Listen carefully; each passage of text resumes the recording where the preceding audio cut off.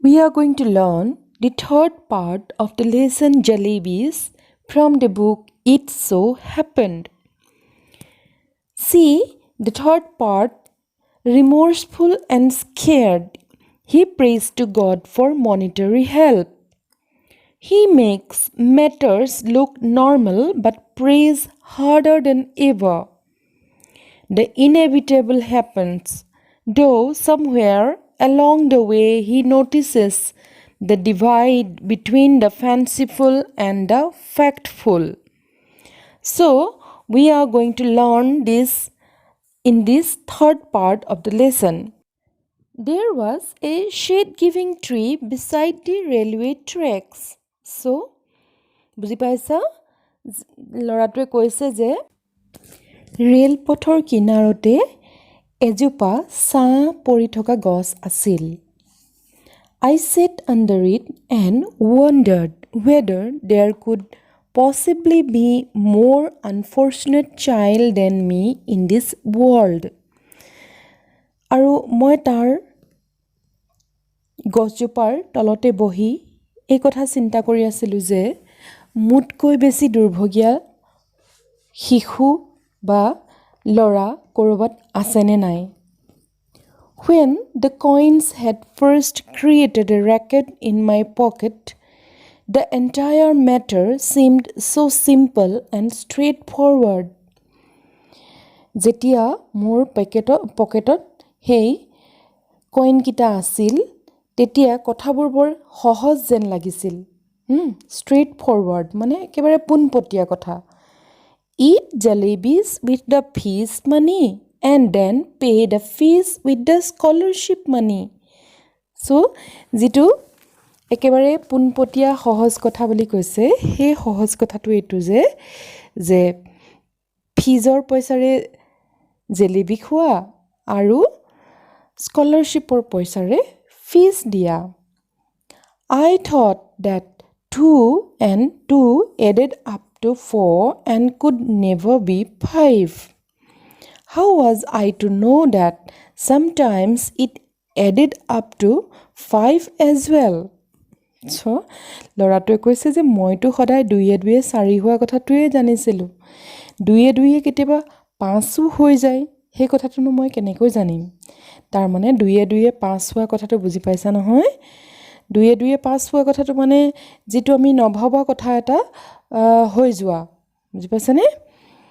এটা আনএক্সপেক্টেড বা চিন্তা কৰিব নোৱাৰা কথা এটা হৈ যোৱাটোৱে হৈছে 2 5 হোৱা কথা কৈছে। How was I to know that sometimes it added up to 5 as well? Had I known that I would get the scholarship the next month, I would have postponed my jalebi eating program to the next month as well. ল'ৰাটোৱে কৈছে যে স্কলাৰশ্বিপৰ পইচা যদি অহা মাহতহে পাবলগীয়া আছিলে তেতিয়াহ'লে ল'ৰাটোৱে কেতিয়াও এই মাহত ফিজৰ পইচাৰে জেলেপি নাখালেহেঁতেন। জেলেপিও অহা মাহতেই খালে। Now for the crime of eating a few jalebis for the first time in my life, I was absent from school and crouching in the shade of a tree in a deserted corner of the railway station. এতিয়া এনেকুৱা ধৰণৰ অৱস্থা হৈছে যে অকণমান মানে বা কেইখনমান জেলেপি খোৱাৰ কাৰণে মই কি কৰিছোঁ মোৰ স্কুলৰ পৰা প্ৰথমবাৰৰ বাবে মই অনুপস্থিত আছোঁ। মই স্কুলত অনুপস্থিত আছোঁ প্ৰথমবাৰৰ বাবে। লেপেটা কাঢ়ি বহি আছোঁহি ক'ত এই গছজোপাৰ তলত in a deserted corner of the railway station. Railway ষ্টেচনৰ এটা একেবাৰে নিৰ্জন কোণত ল'ৰাটো বহি আছে। Okay, sitting there under the tree, at first I felt like crying. Okay, so when the boy was sitting under the tree, okay, যেতিয়া ল'ৰাটো তাত সেই গছৰ ছাঁত বহি আছিল অকলে অকলে তেতিয়া ল'ৰাটোৰ এনে ভাৱ হৈছিল যেন সি এতিয়াই কান্দি পেলাব। বুজি পাইছা? So you can understand it better. ল'ৰাটোৰ প্ৰথমবাৰৰ কাৰণে জীৱনত স্কুলৰ পৰা অনুপস্থিত থাকিবলৈ পাই সি একেবাৰে কান্দি পেলাবলৈ মন গৈছে তাৰ। Then I felt like laughing when it struck me that the tears I was shedding were not tears but drops of jalebi syrup. Okay?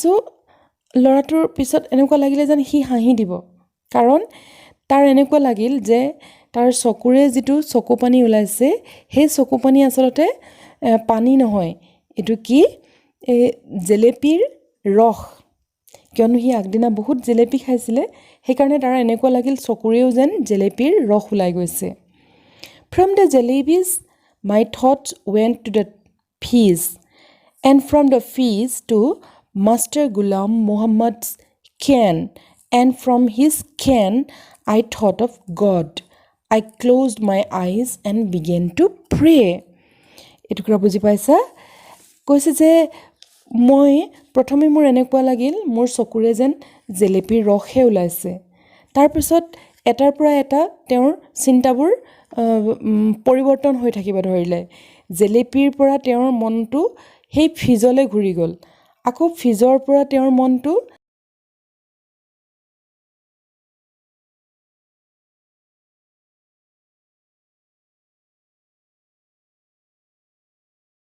Master Ghulam মুহাম্মদৰ হাতত যিডাল বেট থাকে বেট গম পাইছানে বেট মানে হ'ল যিডালেৰে তেওঁ ল'ৰা ছোৱালীবিলাকক পিটে and from his can I thought of God আৰু যেতিয়া তেওঁ সেই পিটন খোৱালে মনত পৰিলে যে তেওঁক যেতিয়া শিক্ষকে পিটিব সেই কথাটো মনত পৰি তেওঁ আকৌ ভগৱানলৈ মনত পৰিলে ঈশ্বৰলৈ মনত পৰিলে আৰু তেওঁ কি কৰিলে নিজৰ চকুকেইটা মুদি ভগৱানক প্ৰাৰ্থনা কৰিবলৈ আৰম্ভ কৰিলে Allah Mia, I'm a very good boy.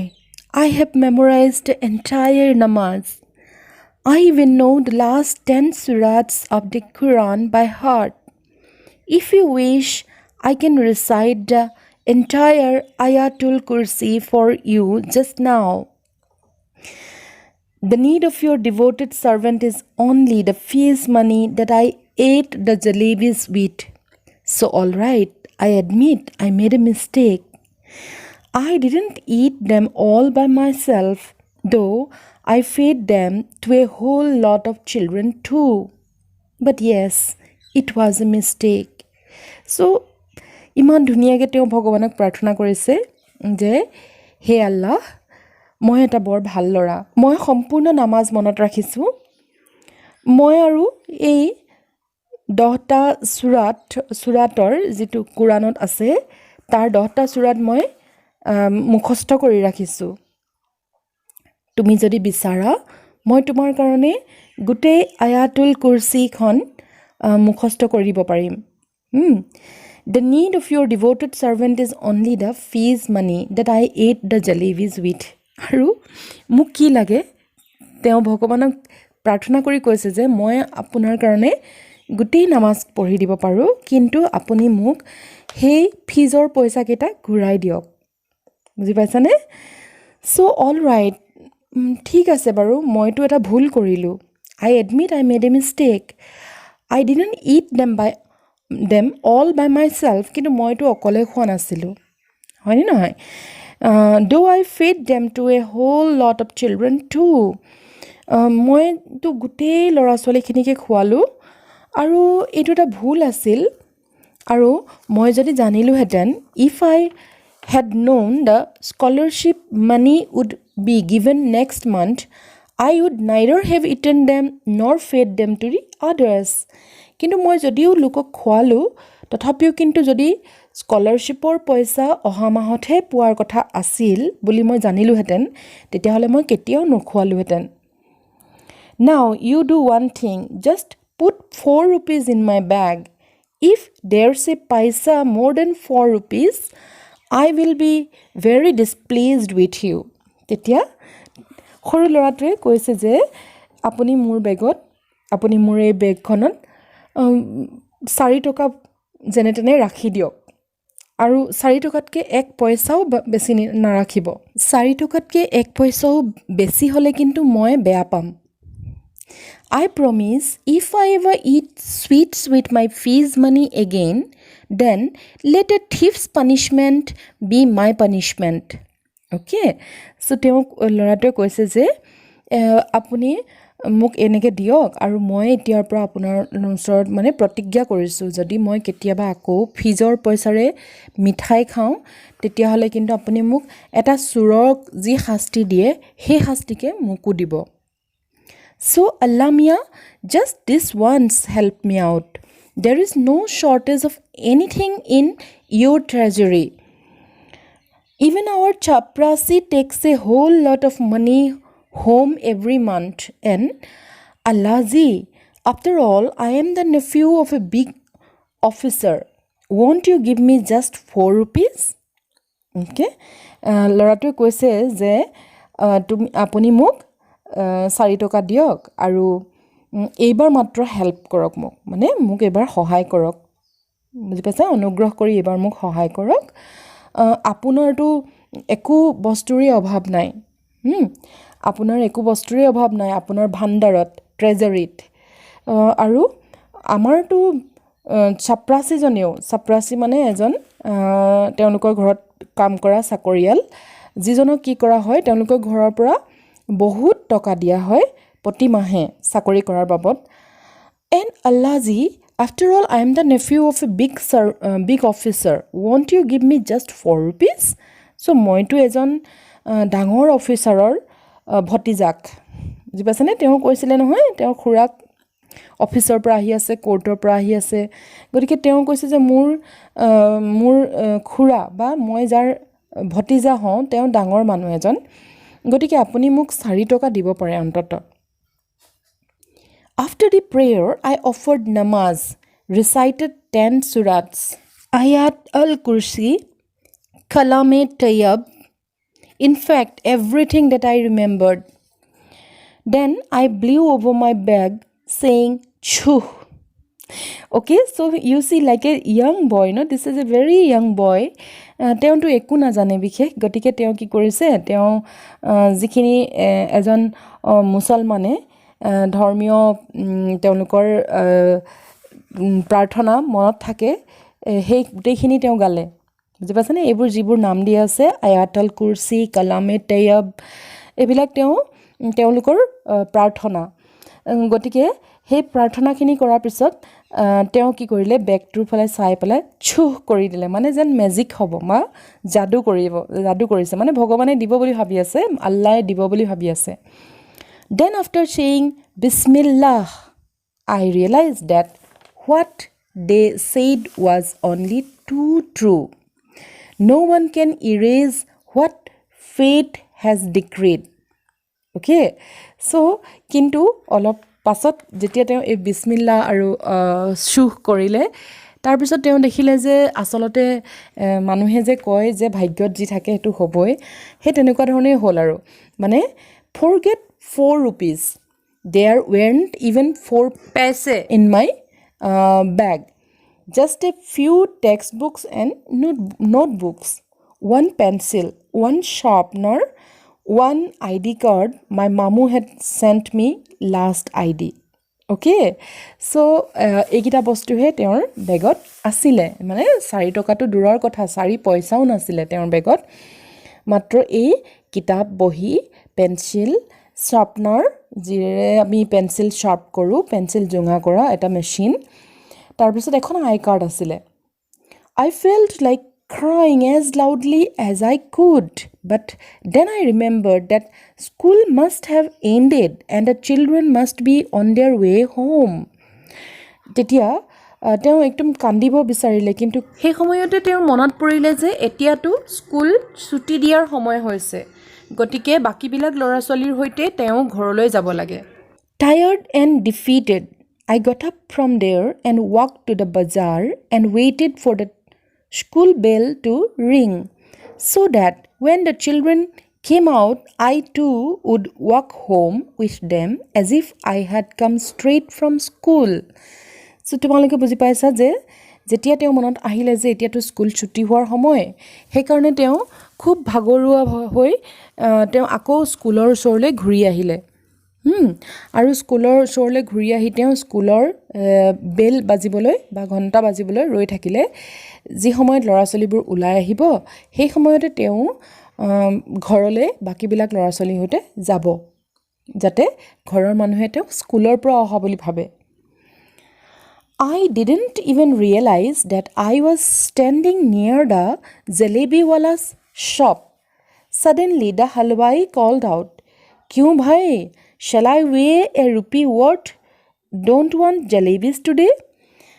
এতিয়া কি হৈছে দেখিছানে যে তেওঁ হেদৰে নভবাকে তেওঁ কি হ'ল জলেবিৱালাৰ দোকানৰ ওচৰত ৰলেহি আৰু সেই সময়তে সেই দোকানীজনে মিঠাইৱালাজনে তেওঁক ক'লে তোমাক জেলেপি দিওঁ নেকি এটকামানৰ জেলেপি জুখি দিওঁ নেকি জেলেপি নোখোৱা আজি এইদৰে তেওঁক সুধিলে I felt like saying I won't eat your jalebis today but I would surely like to roast your liver and eat that instead but I wasn't feeling too well that day so I simply moved away বুজি পাইছানে সেই সময়ত যেতিয়া তেনেকৈ ক'লে দোকানীজনে তেতিয়া ল'ৰাটোৰ এনেকৈ ক'বলৈ মন গ'ল মানে মন গৈছে যে এনেকৈ কওঁ নেকি আজিতো মোৰ জেলেপি খাবলৈ মন নাই কিন্তু মই তোৰ লিভাৰটো ভাজি খাই দিম লিভাৰটো পুৰি খাই দিম বুলি ক'বলৈ তাৰ মন গৈছিলে কিন্তু সেই সময়ত তেওঁৰ মানে বৰ এটা ভাল লাগি থকা নাছিলে বুজি পাইছানে সেইকাৰণে তেওঁ একো নোকোৱাকৈ তাৰ পৰা গুচি গ'ল The next day, I did the same thing. I got dressed and left home, went up to the school gate and then turned off to the railway station. Under the same tree, I sat and began to say the same prayers. I repeatedly pleaded, Allah Mia, at least give it to me today. Today is the second day. Okay, so পিছদিনাখনো সেই একে ধৰণৰে কাম কৰিলে তেওঁ কি কৰিলে তেওঁ স্কুললৈ যাবলৈ বুলি ওলালে কিন্তু স্কুলৰ গেটৰ পৰা ঘূৰি সেই ৰেলৱে ষ্টেচনৰ ওচৰৰ গছজোপাৰ তলতে ৰৈ প্ৰাৰ্থনা কৰি থাকিল বুজি পাইছানে আৰু বাৰে প্ৰতি ঈশ্বৰক প্ৰাৰ্থনা কৰি ক'লে আল্লাহ মিয়া হে আল্লাহ আজিতো দি দিয়া আজিতো 4 টকা দিয়া Today is the second day. আজিতো দ্বিতীয় দিন হ'ল Then I said, all right, come, let's play a game. I will go from here to the signal. You secretly place 4 rupees under this big rock. I will touch the signal and come back. What fun it will be if I pick up the rock and find 4 rupees underneath. So, are you ready? I'm going toward the signal. 1, 2, 3. So, সেইদিনাখন ঈশ্বৰক ক'লে যে আজি এটা খেল খেলোঁ মই ইয়াৰ পৰা সেই ছিগনেলৰ ওচৰলৈকে দৌৰিম ৰেলৱে ষ্টেচনত যিটো ছিগনেল আছে তালৈ মই দৌৰি যাম আৰু তুমি এই শিলটোৰ তলতে 4 টকা থৈ দিবা আৰু মই কি কৰিম সেই 4 টকা মই যেতিয়া ছিগনেলটো চুই পেলাই আকৌ ইয়ালৈ ঘূৰি আহিম তেতিয়া মই 4 টকা পাম বৰ ভাল লাগিব আৰু তুমি যদি ইচ্ছা কৰা মই তেতিয়াহ'লে আৰু আমি এতিয়া খেলটো খেলোঁ 1, 2, 3 এনেকৈ তেওঁ ষ্টাৰ্ট কৰিলে I went up to the signal and returned smiling but I could not find the courage to pick up the rock What if the coins were not there? But then I thought, what if they were? So, তেওঁ ছিগনেললৈকে দৌৰি গৈ ঘূৰি আহিলে আৰু তেওঁ হাঁহি ঘূৰি আহিলে কিন্তু সেই শিলটো দাঙি তাৰ তলত পইচা আছেনে নাই চাবলৈ তেওঁৰ সাহস নহ'ল তাৰপিছত তেওঁ ভাবিলে যে কেনেবাকৈ যদি কইনকেইটা নাই তেতিয়া কি কৰিব আকৌ তেওঁ ভাবিলে যে হয়তো যদি আছে Finally, after saying Bismillah, when I lifted up the rock, this big hairy worm got up and curling and twisting wriggled towards me. I screamed and ran away and once again touched the signal. Then, crawling on my hands and knees, I reached the tree. I tried my best not to let my eyes stray towards that rock. Okay, so কি হ'ল সেই সময়তে তেওঁ বিসমিল্লাহ বুলি কৈ সেই শিলটো দাঙি দিলে কিন্তু শিলটো ডঙাৰ লগে লগে তাতে কি দেখিলে এটা নোম থকা এটা পোক দেখিলে এনেকুৱা ধৰণৰ হয়তো কি ধৰণৰ পোক হ'ব পাৰে বিছাও হ'ব পাৰে বা বেলেগ ধৰণৰ এনেকুৱা এটা পোক আছিলে যিটোৱে তাতে পাক খাই ৰিগল্ড বুজি পাইছানে এনেকৈ পাক খাই আছিলে আৰু তাৰ ফালে আগুৱাই আহি আছিলে তেতিয়া তেওঁ দৌৰি দৌৰি আকৌ ছিগনেলৰ ওচৰলৈ গুচি গ'ল তাৰ পাছত ছিগনেলৰ পৰা আকৌ দৌৰি তেওঁ বগাই চুচৰিহে আহি সেই গছজোপাৰ ওচৰ পাইছিলহি আৰু তেতিয়া I tried my best not to let my eyes stray towards the rock. তেতিয়া তেওঁ এইটো ভাবিলে যে কেনেবাকৈ সেই শিলটোৰ ফালে আকৌ চকু নপৰিলেই হয় কিন্তু তেতিয়া কি হ'ল তেওঁ আকৌ এবাৰ শিলটোৰ ফালে চাবলগীয়া হ'ল But as I picked my bag and was about to leave, I had to look once again at the rock.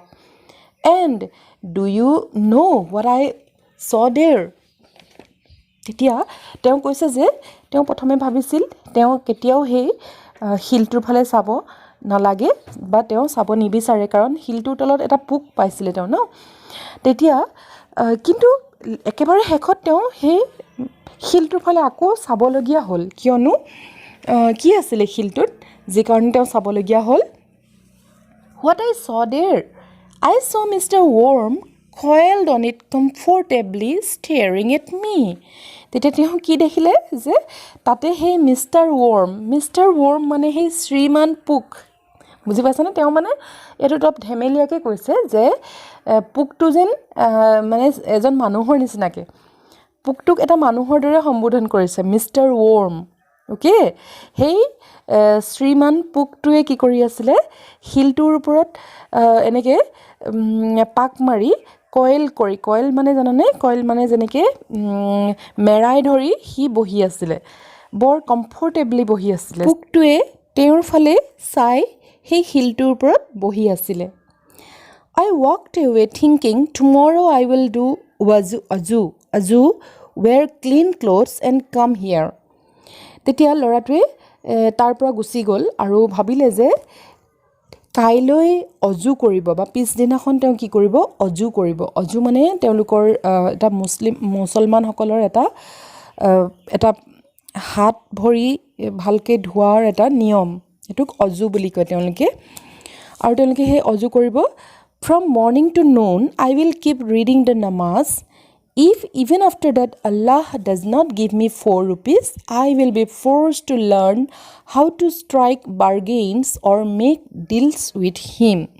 So, তেওঁ ভাবিলে যে কাইলৈ তেওঁ অজু কৰিব আৰু পুৱাৰ পৰা দুপৰীয়ালৈকে তেওঁ নামাজ পঢ়িব আৰু তেতিয়াও যদি আল্লাহে তেওঁক 4 টকা নিদিয়ে তেতিয়াহ'লে তেওঁ কি কৰিব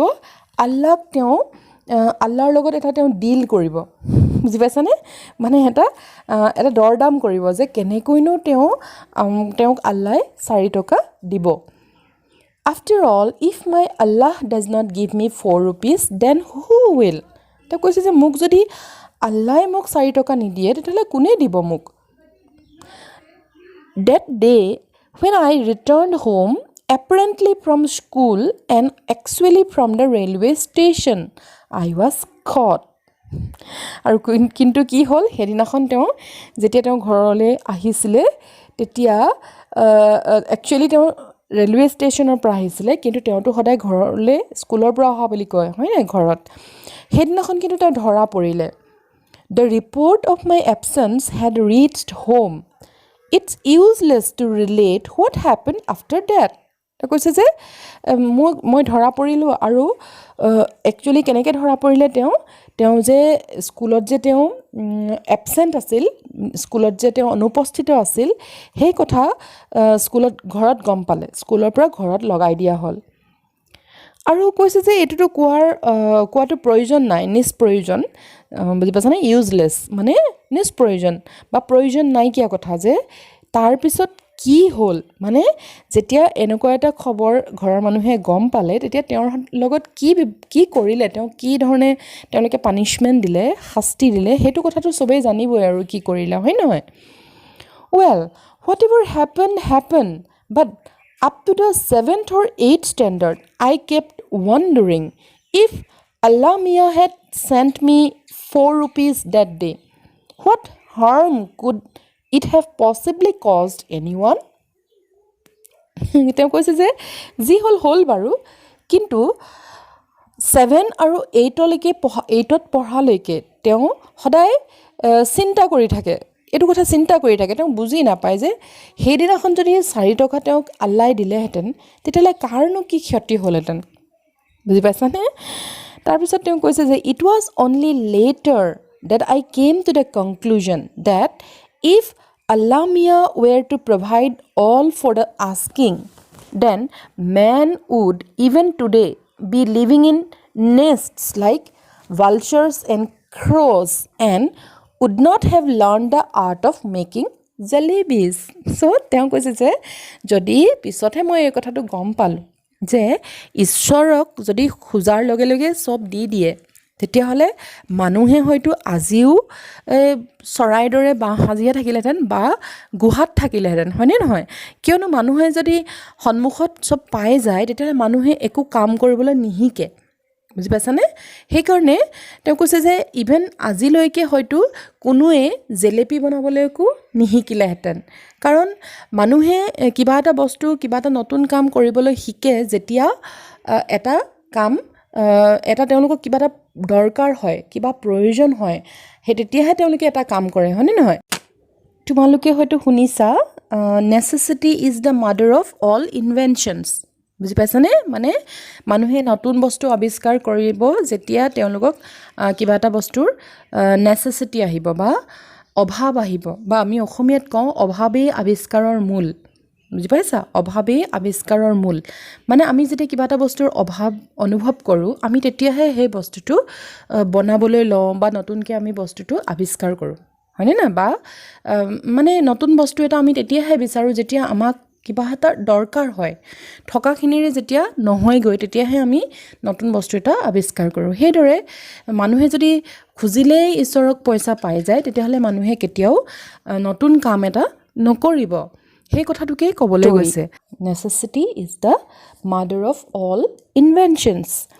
তেনেকুৱা ধৰণে আৰু আমি পাইছোঁ যে who has written this lesson, it was written by Ahmed Nadeem Kashmi.